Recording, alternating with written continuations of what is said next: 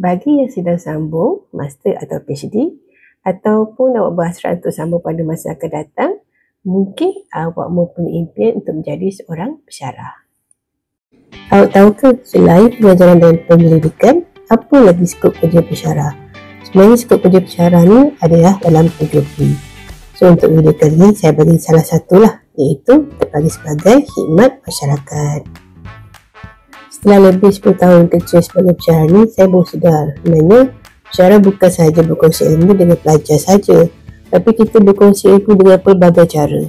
So salah satu caranya kita berkongsi ilmu dengan komuniti, itu melalui khidmat masyarakat, ataupun kita panggilnya ia sebagai Knowledge Transfer Program, KTP. Ini adalah KTP kami bersama dengan penduduk kampung. Kami ajar macam mana nak buat vermicompost. Simpelnya sebenarnya. So penduduk kampung yang masukkan sendiri bahan-bahannya, termasuklah cacing ke dalam bekas. So kaedah KTP tak sama pengajaran di dalam kelas. So kat sini pensyarah kena kreatif lah. Macam mana kita nak sampaikan ilmu tu kepada penduduk kampung ini. KTP ini juga boleh bekerjasama dengan syarikat besar yang mempunyai KPI CSR, iaitu Corporate Social Responsibility.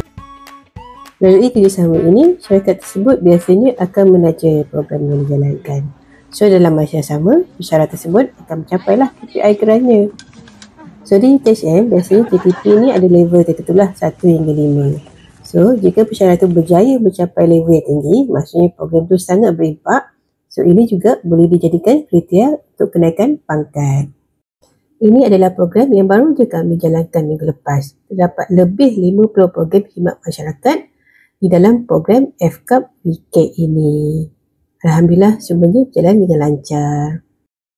Lilin, buat sabun, gaul tanah, apa lagi? Buat kompos. Buat kompos. Jadi macam mana akak seronok, best. Ingat sampai bila. Ingat Sedikit tentang skop kerja pensyarah.